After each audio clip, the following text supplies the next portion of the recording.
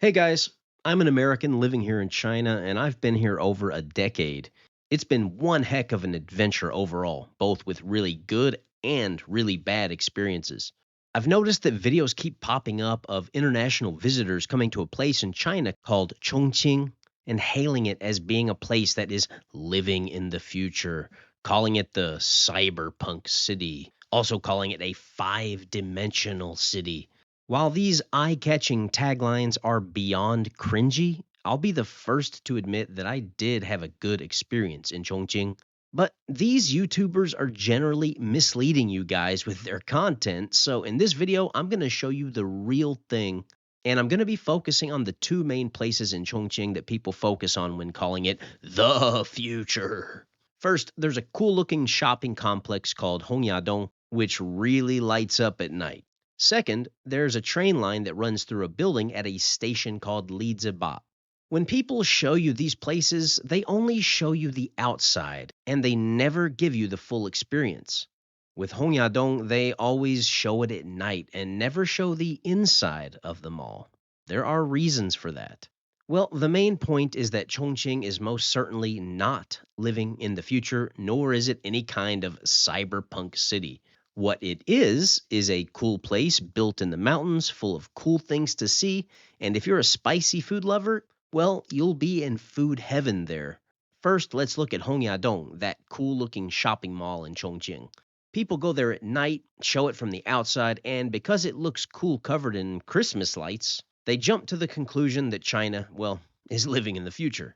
Well, actually, they couldn't be more wrong because that place has roots that go back around 600 years. So, if anything, it would be more akin to living in the past rather than living in the future.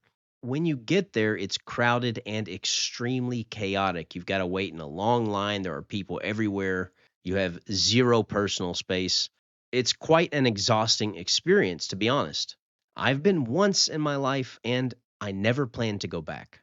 And like I said, from the outside, all lit up at night, it does look pretty breathtaking.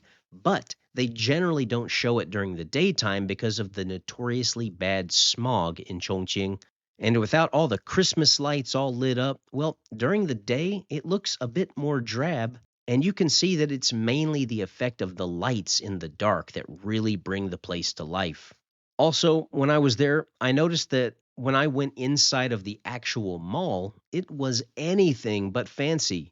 It was sort of worn and even slightly run down. It was just a very ordinary, overly crowded, kind of depressing looking shopping complex. I'm not trying to insult the place, but I'm just being honest with you guys since most other YouTubers won't. So, was I glad that I went to Hongyadong? Yes, absolutely. Would I like to go back? Absolutely not. Crowded, chaotic, and exhausting. Hey guys, quick interruption. If you are here watching my video, there's a high likelihood that you have an interest in China. Well, personally, I think it's important that we all learn a foreign language, and I want to suggest choosing Chinese as your foreign language. First of all, by studying the Chinese language, you will really start to understand China on a much deeper level. Also, Chinese is the second most widely spoken language in the world, with over 1 billion Chinese speakers worldwide. People say that learning Chinese is so difficult, and let's be frank, in some ways it is, but it's not nearly as tough as you think, and the grammar is super easy. I want to encourage you to check out my channel sponsor, Excel Mandarin, and take advantage of their free trial lesson offer. You have nothing to lose and potentially a lot to gain. Excel Mandarin has bilingual native Chinese speakers based in the US who can teach you real Chinese, and they have the ability to take you from beginner all the way up to fluency. They offer 24/7 support, and they have all of the resources available that you could ever want. I learned Chinese by fumbling my way around on the streets of China. It was a really fun and interesting way to learn, but it wasn't very efficient. If I'd had a native speaker guiding me and helping me along the way, I would have learned a lot more, a lot faster. So check them out today, sign up for a free trial lesson, and make sure not to forget the most important part. Be sure to tell them that Mr. Chopsticks sent you. Okay, now back to the video. Now, on to the other place in Chongqing that seems to shock so many international visitors and make them feel that China is 500 years ahead of the rest of the world. I'm referring to Liziba Station, where the train runs through the building. Is it cool looking? Yes. Is it futuristic? No. This station was opened for use back in 2005. Funny how people didn't freak out about it back then, right? Then suddenly, boom! Every opportunistic travel YouTuber with their geriatric grandma rushed there to gawk at it as their brains exploded from being so shocked. Well, that's what happens when there's a concerted propaganda campaign. All the sheeple and lemmings come out of the woodwork. I went there and made videos about it too, but I showed the real thing and didn't hide the not so impressive parts from you all. So you get to this station, Liziba Station, and you arrive in a big building pretty high up. You do get some great views from up there. Then, when you want to go down, you have to take the escalators or elevator down. The escalators are quite slow because there are so many levels that you have to go down. As for the elevators, well, since it's such a crowded area, you'd probably have to wait quite a while to get in one. And then when you did, you would be packed in there like sardines, rubbing shoulders with sweaty strangers. Chongqing is notoriously hot and humid. When I got there, I went down to the street to see the whole scene and watch the train pass through. After that, I went back up to show the full experience. It took a while to get up to the actual platform. I would take the escalator up one level and then up another level. Then, when I did get up, I bought my tickets for the train. But when I got to the gate, I couldn't get through because it just wouldn't scan because it was broken. And then the girl working there was rude to me and had a generally bad attitude. Well, if I were her, being stuck there making next to nothing, sweating all day in a busy station, well, perhaps I might get a little crabby too. So I gave her a pass and didn't come down too hard on her.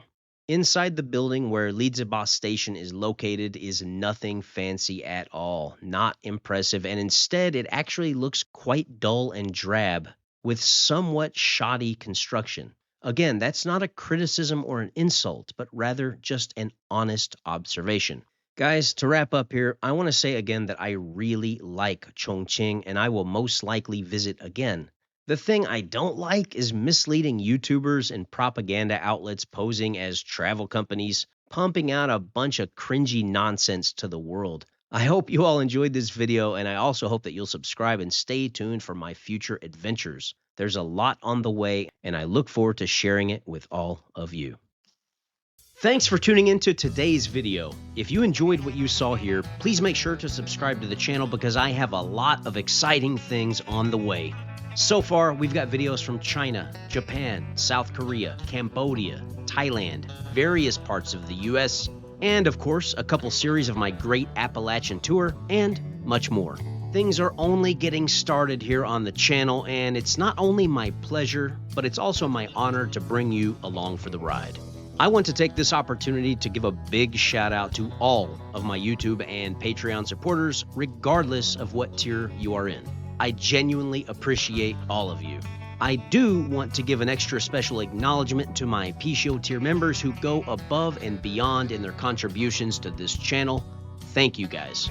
And then, last but not least, I want to give a big shout out to my top tier supporters. Lee, Martin S., David is Dawe, and Monster Glow for their extreme kindness and support. With this kind of support, there's a possibility that maybe one of these days I'll be able to commit to doing this full time. Yes, that would mean living on the road and taking you all to places all around the globe and giving you honest, unbiased content from countless locations, most of which tend to be off the beaten path. So with that said, we will see you all in the next video.